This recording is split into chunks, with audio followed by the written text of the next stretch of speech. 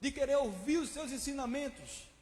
E Jesus agora se destina-se ao lago de Genezaré, conhecido popularmente como o Mar da Galileia, um lago de águas doces, mas entretanto próspero de peixes. E ali, meus irmãos, a Bíblia diz que quando Jesus chega até o lago, rodeado por uma grande multidão, Jesus se depara agora com a seguinte cena: 2 barcos vindo de uma pescaria e os pescadores descendo e lavando as redes. Meu amigo Gustavo, seminarista, está ali, sabe muito bem. Quem aqui é pescador? Levante a mão, eu vou baixar minhas mãos. É pescadora? Olha, coisa boa, um pescador. Mais alguém? Eu só sei comer peixe, meus irmãos. Pode me convidar que eu vou com o maior prazer, mas pescar eu não sei. E aí, Jesus se depara com aquela cena em que os pescadores descem da embarcação e começam a lavar as redes. Lavar as redes significava o fim da pesca. Significava que não havia mais como retornar para o mar para continuar a pescaria. Parafraseando, os discípulos disseram: olha, acabou a pesca, vamos agora para os nossos lares. Só que essa pesca, o texto vai dizer, que não é uma pesca com êxito, não é uma pesca comum, mas é uma pesca atípica. E por quê, Vitor? O texto vai dizer que aqueles pescadores passaram a noite toda na tentativa de trazer o alimento para a sua casa, porém a pesca foi frustrada. A pesca foi frustrada. Meus irmãos, eu já tentei uma vez pescar. E aí é interessante que quando a gente se prepara, a gente tem que observar alguns aspectos. Primeiro, as ferramentas que serão necessárias na pesca. O anzol, a tarrafa, não é verdade? A questão da embarcação, para ver se ela é segura. Segundo, você tem que conhecer a estação. Se está fazendo sol durante o dia, ou se está chovendo. E à noite, é muito importante a questão da lua. Engana-se quem acha que para uma boa pesca deve ser lua cheia. Não, ou lua crescente ou lua minguante. E outra coisa, meus irmãos, é necessário muito esforço físico. E os discípulos chegaram, aliás, os pescadores chegaram ali na beira da praia, e Jesus diz: olha, é hoje que eu vou transformar a vida não apenas de Pedro, mas a vida desses homens. E aí, meus irmãos, que aí onde eu entro no tema, os discípulos, aqueles pescadores decidiram lavar as redes. Decidiram entregar, dizer: eu não vou mais voltar à pesca. E se porventura alguém adentrou por essas portas, ou você está nos ouvir por esse meio de comunicação, e você disse: Vitor, eu tenho todos os motivos para lavar as redes em relação à minha casa, em relação à minha família, em relação ao meu emprego, em relação ao meu casamento, ou até mesmo o meio da igreja.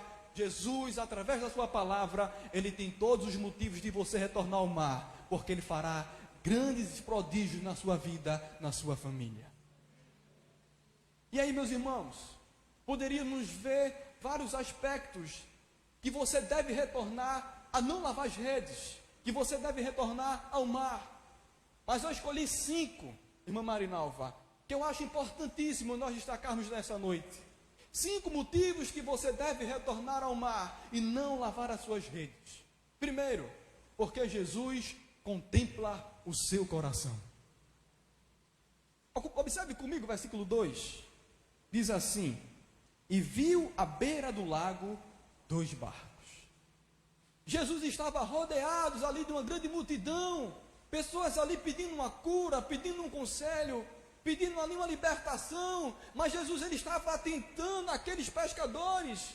Jesus estava atentando aquelas 2 embarcações. Há momentos em nossas vidas, meus irmãos, que nós temos a percepção que diante da pescaria, diante de uma tempestade, que o Senhor nos esqueceu. Nós somos seres humanos dotados de medo, dotados de ansiedade. Eu acho que é isto a salientar nessa noite. Às vezes o silêncio de Deus incomoda mais do que a grande tempestade que assola o nosso coração. Vou repetir: às vezes o silêncio de Deus incomoda muito mais o deserto que assola o nosso coração. Outro sim, meus irmãos, o silêncio de Deus também é resposta para nós continuarmos firmes e fortes em rumo ao alvo Jesus Cristo. E aí, Vitor, dito isso, o que é que você pode nos ensinar sobre que Jesus nos contempla? Jesus contemplou o que naqueles pescadores? Letra A, Jesus contemplou a frustração daqueles pescadores. E o que é frustração? A frustração é uma perspectiva sem êxito, sem o objetivo desejado. Aqueles homens passaram o tempo todo naquela pesca, talvez ele imaginando, dizendo, olha, nós vamos fazer uma grande pescaria, hoje será o dia que vamos mudar a nossa questão econômica, porque Pedro era um empresário no ramo da pesca. E meus irmãos, eu acho que é importante nós salientarmos aqui, há uns 4 anos atrás, os meus vizinhos disseram, Vitor, vamos buscar camarão no Promar? Eu disse, olha, eu não sei pescar. Promar, ele fica localizado num porto de Suape. E eu disse, olha, para mim poder ir, tem 2 questões. Minha mãe autorizar e se meu pai for comigo. Aí eu falei com minha mãe, olha, amanhã é camarão. Bora, pai. Meu pai fez, agora. A gente arrumou uma bicicleta, pedalamos 7 quilômetros. Mas aquelas pedaladas com ânimo, com alegria. E aí quando nós chegamos lá, Júnior, a maré estava alta, né?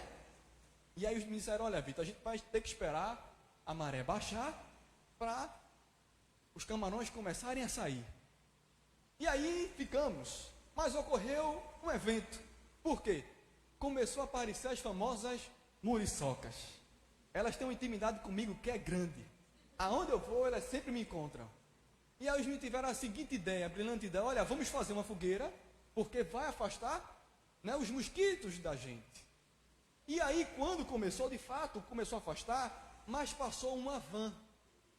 Eu disse, rapaz, a gente pode ficar aqui? Podemos. Meus irmãos, quando os camarões começaram a sair, já era 9h40 para 10 horas, eu disse, agora eu vou comer camarão em casa. Manhã, deixa tudo preparado. Meus irmãos, quando a gente já está todo preparado para pegar, ouve-se um som. Quem é? A guarda lá do porto, os vigilantes. Bora, deixa tudo no chão. Eu fiz como? Deixar tudo no chão. Meus irmãos, pensem numa frustração. Foi os 7 quilômetros mais longe que eu já pedalei na minha vida. Cheguei em casa de 11 horas da noite. E o incrível é que quando a gente chegou, estava a Vitória e minha mãe, com um sorriso, olha, estampado. Cadê o camarão? Ficou lá. Como, meus irmãos? Pense numa noite frustrante. A gente tem alimento em casa, né? Mas o gosto do camarão é surreal, né? Então a gente desfrutou de uma frustração. E se nessa noite você tem algum motivo para estar com o coração frustrado, assim como aqueles pescadores, a Bíblia nos demonstra um personagem bíblico chamado José. José, ele perdeu a mãe na adolescência. José, ele era rejeitado pelos seus irmãos. José foi distanciado do seu pai, vendido pelos seus irmãos, foi escravo, foi caluniado na casa de Potifar, foi esquecido na prisão. Todavia, a gente vai ver que o texto vai dizer que e o Senhor era com José. José na casa de Potifar, o Senhor é com José. José na prisão, o Senhor é com José. Nessa noite, o Senhor é com você. Ele contempla as tuas lágrimas, Ele contempla a tua oração, Ele contempla a angústia que você está sentindo com um ente querido seu, e portanto você não será frustrado, porque Ele está com você e dentro de você. Jesus, ele se importou com aqueles discípulos, porque Ele contemplava a frustração daqueles homens. E o mais interessante é que quando José agora torna-se governador, ele concebe agora 2 frutos, 2 filhos, Manassés e Efraim. Manassés significa esquecimento. Manassés significa esquecimento e Efraim significa prosperidade. E quando José dá-se a conhecer aos seus irmãos, ele diz, olha, não sintam-se culpados.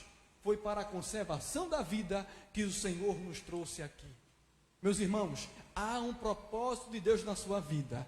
E não permita que nada nem ninguém possa frustrar a obra de Deus que tem na tua vida. Amém? Letra B. O que Jesus contemplava naqueles discípulos, Anilton? Jesus contemplava o cansaço. Aqueles homens estavam pescando com a tarrafa. Tarrafa é aquela rede, né, que você fica lançando no mar. E aí, meus irmãos, a gente vai pesquisar um pouquinho e a gente vai ver que quando começam a puxar a tarrafa, pode vir peixe, pode vir resíduos, né, que as pessoas jogam no mar, podem vir pedras, e é um peso muito grande. E aqueles homens passaram uma noite toda lançando aquela tarrafa, aquela rede, e nada apanharam. Há momentos em nossas vidas que nós ficamos assim, cansados, enfadigados, faltamos força até para orar, até de vir para a igreja. Mas eu quero lhe dizer a você, Mateus 11:28 diz: vinde a mim, todos que estão cansados e oprimidos, e eu vos aliviarei. O apóstolo Paulo, capítulo 12 de 2 Coríntios, ele diz: Senhor, após ele ter a revelação de ir ao terceiro céu, a Bíblia diz que foi dado a ele um espinho na carne para que ele não pudesse se gloriar. E há 3 vezes ele ora a Deus pedindo que aquilo pudesse ser retirado dentro dele. Paulo estava a dizer: Senhor, eu não aguento mais, eu estou cansado, eu estou sem forças. E no versículo 9, o texto vai dizer que: Paulo, a minha graça te basta, porque o meu poder se aperfeiçoa na fraqueza, porque quando fraco, é aí que tu estás forte. Se nessa noite você chegou aqui fraco, cansado, a palavra de Deus, ela tem poder de renovar as tuas forças, renovar o teu ânimo e fazer você uma nova criatura. Então, meus irmãos, não se canse diante das situações que acometem diante de você. E para finalizar esse tópico B, Isaías 40:31 diz que o que esperam no Senhor renovarão as suas forças, subirão como águias, correrão e não se cansarão, subirão e não se fadigarão. Espere no Senhor, porque Ele vai renovar as tuas forças. Letra C, o que foi que Jesus contemplou naqueles pescadores? A escassez. Estavam escassos, não apanharam nada, não pescaram nada. Há momentos em nossas vidas que nós estamos escassos de uma pessoa para conversarmos, de um ente querido, na área financeira, na questão da saúde, mas o Senhor contempla você e Ele não desiste de você, Ele tem contemplado o teu coração. Então, meus irmãos, o primeiro motivo que eu tenho a dizer a você, por intermédio do Espírito Santo, para você não lavar suas redes e desistir, o Senhor Jesus contempla o teu coração. Em segundo lugar, por que nós não devemos lavar as redes? Porque Jesus, Ele entra no seu barco. Acompanhe comigo o versículo 3, e vai dizer assim: entrou num dos barcos, o que pertencia a Simão, e pedia-lhe que o afastasse um pouco da praia, e então sentou-se e do barco ensinava o povo. Há uma grande indagação, uma grande pergunta: por que Jesus entrou num barco? E aí, meus irmãos, a resposta é clara, porque hoje em dia nós temos a ajuda da tecnologia, do microfone, para poder falar para uma grande multidão. Mas antigamente não existia isso. Então Jesus, ele entrava no barco para poder entrar no mar, e quando ele falava, o vento ecoava a sua voz. Mas na nossa área espiritual tem 2 lições que eu acho de grande importância nós falarmos nessa noite. Jesus, ele entra no nosso barco, primeiro, para nos esvaziar da pescaria e nos encher dos seus ensinamentos. Jesus entrou no barco de Pedro para esvaziá-lo da pescaria e enchê-lo dos seus ensinamentos. Mateus capítulo 4 e Marcos capítulo 1, irmã Alta, relata também essa passagem da pesca maravilhosa. E ela fala, Newton, quais são os ensinamentos que Jesus estava a dizer? Que era chegado o reino de Deus, que era chegada a justiça de Deus. Então Jesus estava ali explanando os seus ensinamentos. E Jesus estava dizendo: Pedro, eu vou te esvaziar dos teus problemas, das tuas tempestades, para você poder se encher da minha presença. Se nessa noite você tem percebido que você tem se distanciado de tudo, é porque o Senhor quer ter um encontro com você pessoal. Hoje de manhã na EBD, alguns irmãos estão aqui, que estavam de manhã estão aqui, a gente viu sobre no Vale da Perda. E a gente viu que é necessário vivenciar o luto. Mas é necessário nós termos em mente que podemos ter vitórias. E uma dessas vitórias é você ter relacionamento com Deus. E como é que nós temos relacionamento com Deus? Quando nós nos vaziamos de tudo e nos enchemos da sua presença. Eu acho muito lindo esse livro de Salmos 119, versículo 11, diz assim: guardei a tua palavra no meu coração, para eu não pecar contra ti. O salmista já vai dizer: eu apliquei a tua palavra, eu enchi o meu coração, os meus pensamentos da tua palavra, para que eu possa me abster de tudo aquilo que me afasta da tua presença. Então, meu irmão, nessa noite, o Senhor te convida a você se abster da pescaria e se encher dos seus ensinamentos. Letra B, porque o Senhor, ele entra no nosso barco para fazer uma morada eterna. Muitos acham que o encontro que Jesus teve com Pedro foi nesse capítulo, foi nessa ocasião, mas não. Jesus encontrou com Pedro, João capítulo 1, a Bíblia vai dizer que estavam João Batista e alguns discípulos, e aí Jesus está a passar, e João Batista diz: olha, ali está aquele que é o Messias, o Redentor. E um daqueles discípulos de João Batista era André, irmão de Pedro, então chamado Simão. E André, curioso, feito eu às vezes sou, né? E Vitória, ela ali olhando para mim. E aí, meus irmãos, Simão, aliás, André, ele vai até Jesus, ele quer conhecer Jesus. E quando ele encontra-se com Jesus, ele retorna até Simão e diz: olha, nós encontramos o Messias. E ele apresenta, no caso Simão, a Jesus. E Jesus olha para Pedro e diz: olha, tu és Simão, mas teu nome agora será chamado de Cefas, que significa Pedro, pedra, rocha. Mas Pedro não entende aquele chamado. Pedro acha que aquilo ali foi obra do acaso. Mas o Senhor agora entra na embarcação de Pedro para dizer: Pedro, naquele dia eu tive um encontro com você momentâneo, mas hoje eu entro no teu barco para fazer uma morada eterna. Nessa noite, o Senhor entra no teu barco para fazer uma morada eterna, que está descrita lá no livro de João 3,16. Porque Deus amou o mundo de uma tal maneira que entregou o seu Filho unigênito para que todo aquele que nele crer não pereça, mas tenha o que, irmãos?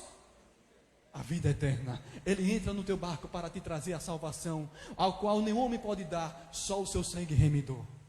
Então, querido, entenda que quando Jesus ele entra no teu barco, ele diz: olha, eu entro não para mostrar a você a solução dos seus problemas, para demonstrar que eu moro dentro de você. Louvamos a Deus por isso, queridos. Por isso que ele entra no nosso barco. Em terceiro lugar, porque nós não devemos lavar as redes? A igreja está me entendendo? Diga amém. Amém, porque a marcha às vezes tira, né? A fisionomia dos irmãos.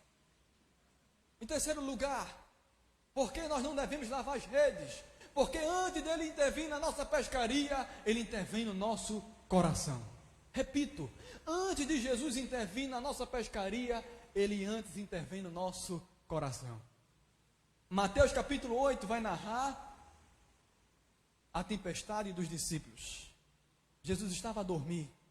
Os discípulos eram pescadores, conheciam, mas fugiu do controle dele. Há momentos em nossas vidas que as circunstâncias fogem do nosso controle, mas nunca sai do controle de Deus. E aí diz o texto que quando os discípulos levantaram-se dizendo: Senhor, será que tu não importa que morramos? Será que tu não nos importa que pereçamos? Há momentos em nossas vidas que nós temos essa percepção, não é verdade?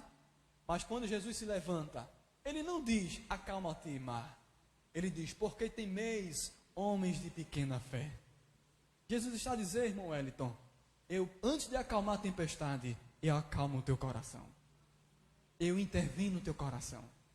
E por que Jesus ele intervém no nosso coração?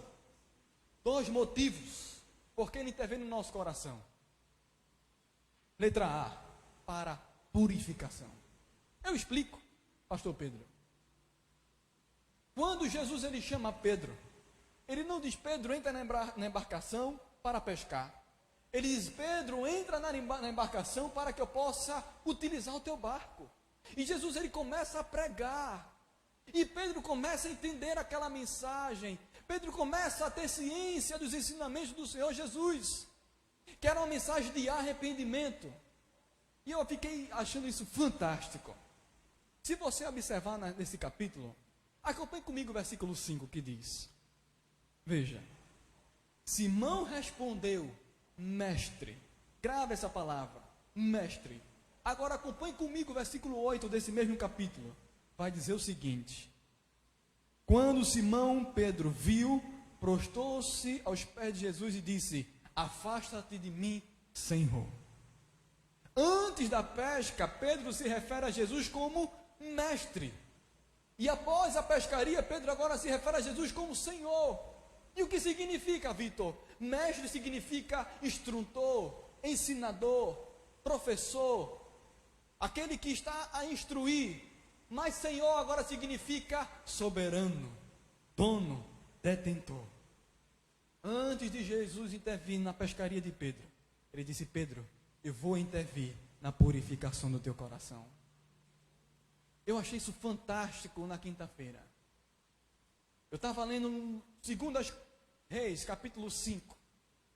Conta a passagem de Naamã, um general de guerra, um homem muito poderoso, acometido de lepra, uma doença incurável, e que dentro da sua casa havia uma israelita. E ela disse: Senhor, como era bom que o Senhor fosse na minha terra natal, porque lá há um profeta de Deus. E Naamã, ouvindo isso, Naamã agora retorna para Israel, vai para Israel. E ele chega lá e ele pensa que o profeta irá curá-lo, tocar na sua cabeça. O profeta irá só uma palavra de forma pessoal. Mas quando ele chega até lá, o profeta Eliseu manda uma mensagem, manda um mensageiro proclamar: diz a Naamã que ele mergulhe 7 vezes no rio. Eu esqueci agora o nome do rio. Depois eu falo aos irmãos. Você pode acompanhar na Bíblia. E Naamã fica indignado porque aquele rio era sujo. Aquele rio era impróprio para o banho. Aquele rio era inapto para poder se banhar. E um dos soldados, um dos serventes ali de Naamã disse: Senhor, qualquer outra coisa que ele pudesse fazer, eu só não iria mandar, só não iria obedecer. E aí o que acontece, meus irmãos? Naamã vai e mergulha. Naamã poderia estar indignado, mas quando Naamã mergulha 7 vezes, no último mergulho, Naamã sai purificado, Naamã sai regenerado, dando glórias a Deus. E sabe o que é que eu aprendo? Deus não queria apenas purificar o corpo de Naamã, mas Ele queria, antes de tudo, purificar o coração de Naamã. Antes de Jesus purificar o seu corpo, Ele quer purificar o teu coração. Antes dele purificar o teu trabalho, o teu ambiente que você circula todos os dias, Ele quer purificar a tua alma. Hebreus 4:12 vai dizer que a palavra de Deus, ela é viva e eficaz, penetrante mais do que espada alguma de 2 gumes, penetra até a divisão da alma e do espírito, das medulas, e é apta para discernir as intenções e pensamentos do coração. Nessa noite, o Espírito Santo de Deus está purificando o coração de pessoas aqui. Pessoas que chegaram com o coração magoado. Pessoas que estão aqui com o coração rancoroso, com o coração entristecido. O Senhor diz: Ele purifica a tua alma. Portanto, você possa recitar Salmo 51:10. Cria em mim, ó Deus, um coração puro e renova em mim um espírito inabalável. Peça isso a Deus. Ele tem o poder de purificar o teu coração. E letra B, porque antes de Jesus intervir na nossa pescaria, Ele intervém no nosso coração para trazer a calmaria. A calmaria, meus irmãos, que assola o nosso coração, as tempestades. Isaías 41:10 diz que: não temas, porque eu sou contigo, não te assombres, porque eu sou o teu Deus, eu te fortaleço e te sustento com a minha destra fiel. Antes de Ele intervir no seu problema, desculpe-me, Ele vai intervir acalmando o seu coração. Portanto, nessa noite, não tome nenhuma decisão precipitada, não diga nenhuma murmuração, porque o Senhor estará a acalmar a tua tempestade, o teu deserto, o teu vale. Amém? Ele intervém, queridos. Basta você deleitar-se na presença do Senhor e dizer: Deus, intervém na minha pescaria, mas antes intervém no meu coração, porque eu sei que de ti sai virtude. Em quarto lugar, eu já vou finalizar, porque nós não devemos lavar as redes. Porque o Senhor Jesus, Ele tem poder de transformar a escassez em bonança. Quando Jesus ele entra naquela embarcação, após ele dar os ensinamentos, ele diz: Pedro, vamos para adentrar mais um pouco no mar. Adentre mais um pouco profundo. E aí, meus irmãos, quando eles entram, Pedro entende algo. Que nós não devemos ensinar a Deus a trabalhar, mas nós devemos aprender de Deus como se deve trabalhar. Há momentos em nossas vidas que nós queremos ensinar a Deus como trabalhar. Senhor, para mim viver bem sucedido, o Senhor tem que, ganhar na Mega Sena, Senhor. Eu juro que se eu ganhar na Mega Sena, eu dou R$1 milhão para a construção do projeto ampliar.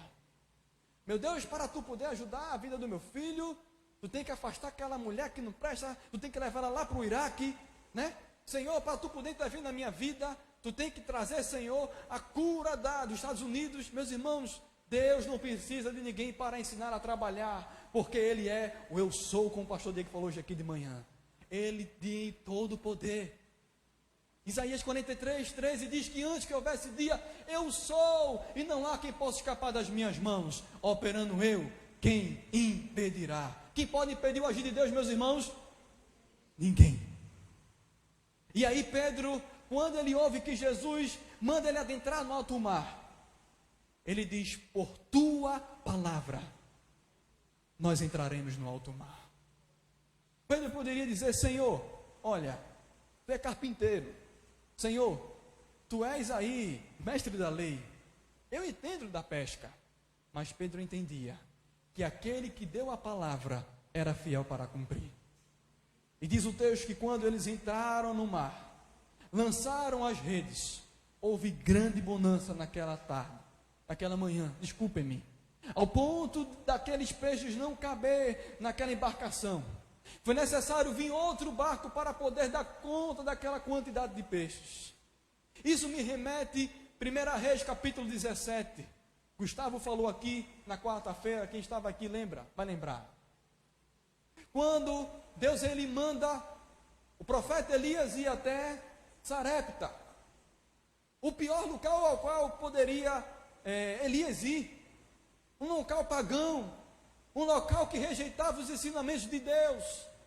E lá em Sarepta havia uma mulher viúva.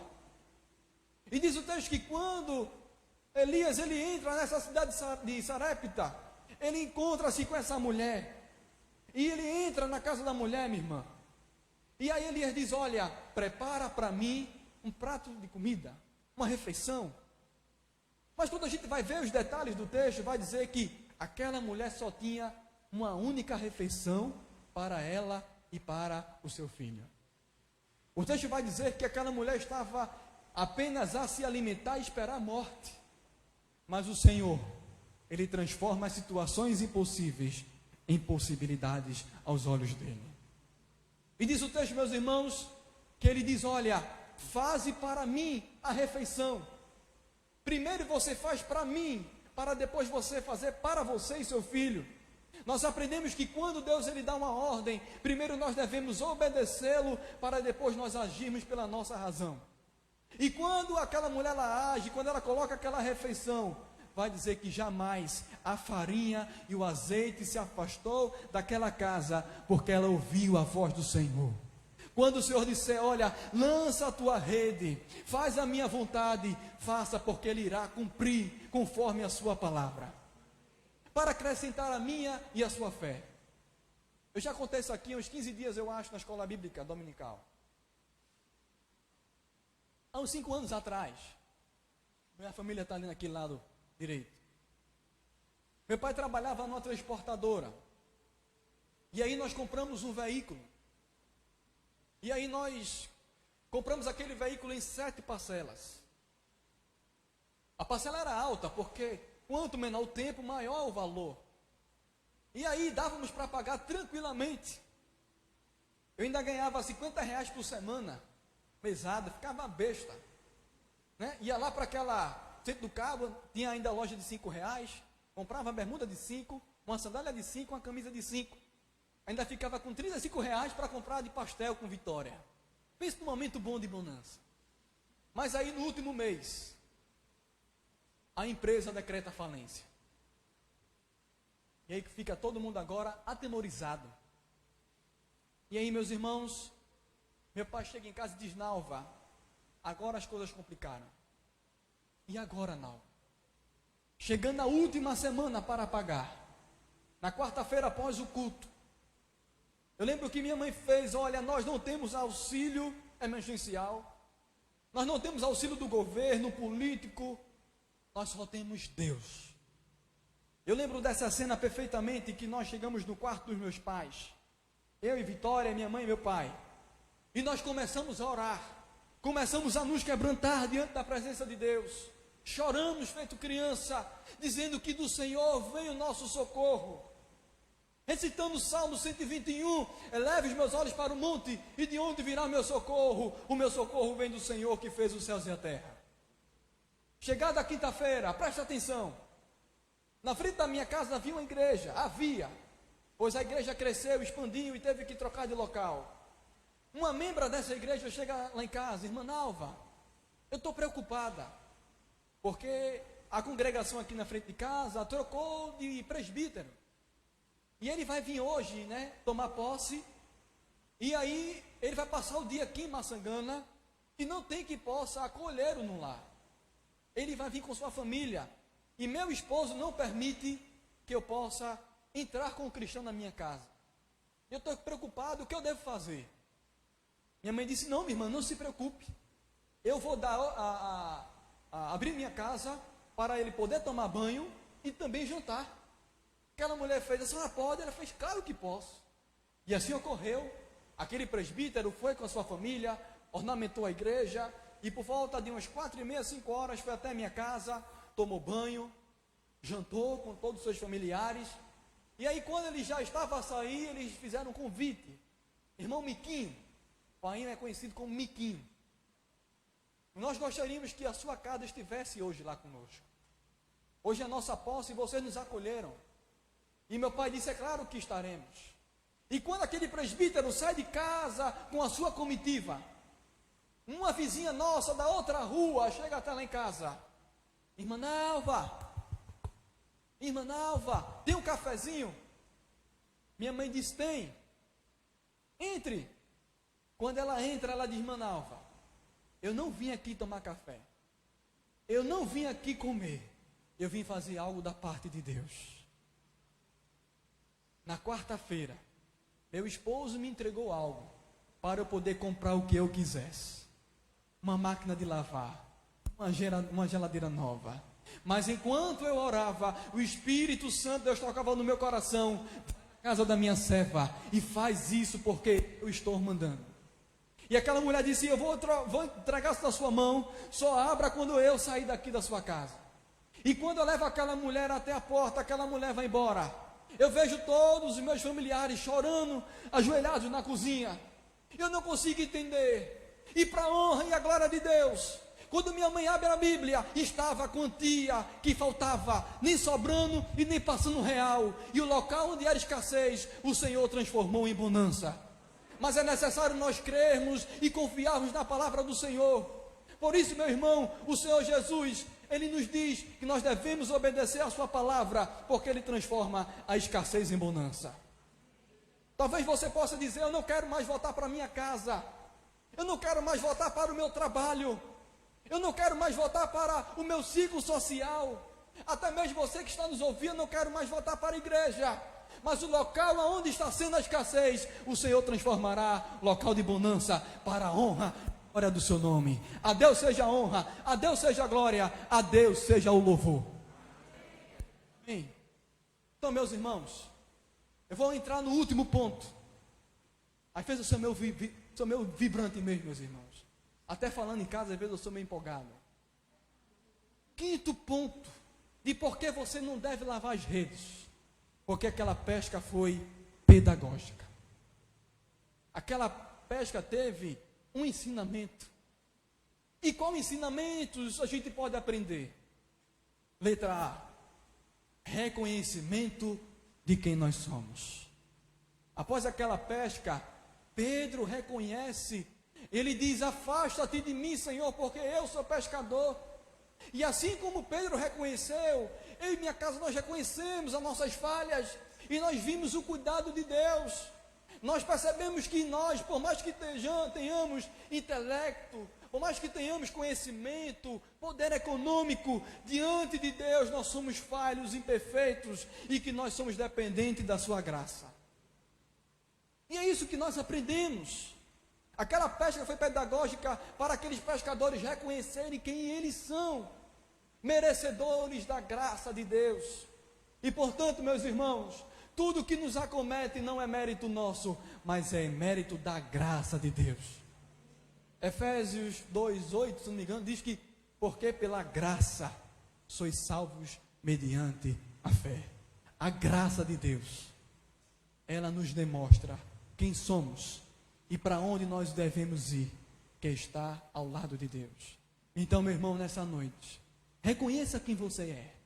Não lave as redes. Reconheça que você é necessário ter a dependência de Deus, ter o agir de Deus, porque Ele irá intervir no teu problema, na tua vida.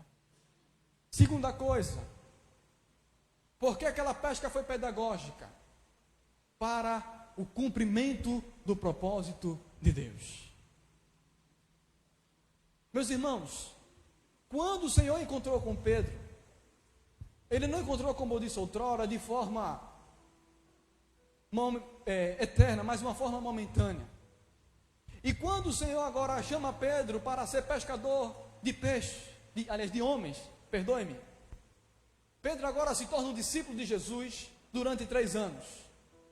E após, Gustavo, esse acontecimento, Pedro nega Jesus 3 vezes. E no capítulo 21 desse mesmo livro, Pedro agora, depois que Jesus ressuscita, Pedro abandona o seu ministério apostólico e decide agora retornar para a pescaria. E diz o texto que agora Jesus, ele vai ao encontro de Pedro e os discípulos. Agora não para simplesmente demonstrar que ele é o Senhor, mas para mostrar a Pedro que ele iria restituir o ministério de Pedro. Para dizer: Pedro, eu vou cumprir o meu propósito na tua vida. Por isso, meu irmão, você não deve lavar suas redes, porque o propósito de Deus irá ser cumprido na tua vida para a expansão do reino de Deus. Jó 42:2 diz que bem sei eu que tudo podes, e nem que sonhos ou projetos poderão ser impedidos. O propósito que Deus tem na sua vida, na área do louvor, na área da mensagem, na área da recepção, será cumprido, quer você queira ou não, porque Ele te escolheu para essa obra. Eu chorei nessa tarde porque eu disse: Senhor, que alegria eu estou de proclamar a Tua palavra, porque é muito bom nós vivenciarmos o propósito de Deus. Eu gostaria de convidar a Vitória, e eu não posso sair nessa noite sem fazer esse convite. O texto vai dizer que depois que os discípulos realizam aquela pesca maravilhosa, eles lavaram uma rede, que é a rede da renúncia. Versículo 11 vai dizer que eles deixaram tudo e o seguiram. E nessa noite, eu quero destinar a pessoas esse último tópico, a convidar a você a renunciar a sua vida, as suas atitudes, para você abandonar tudo e seguir ao pescador Jesus Cristo, que te conduzirá a ser um instrumento de Deus aqui na terra. Talvez você chegou aqui dizendo: Vitor, meu coração está totalmente angustiado, meu coração está totalmente sem sentido, sem rumo. Deus permitiu isso para que você possa se achegar até Ele e segui-lo. E eu gostaria que Vitória cantasse esse louvor.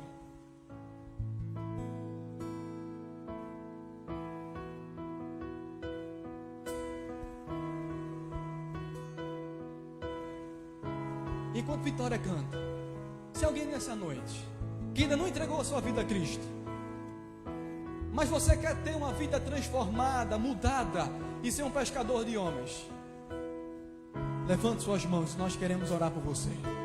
Se você está em casa, digita: eu quero. Nós iremos orar por você. Nada pesquei.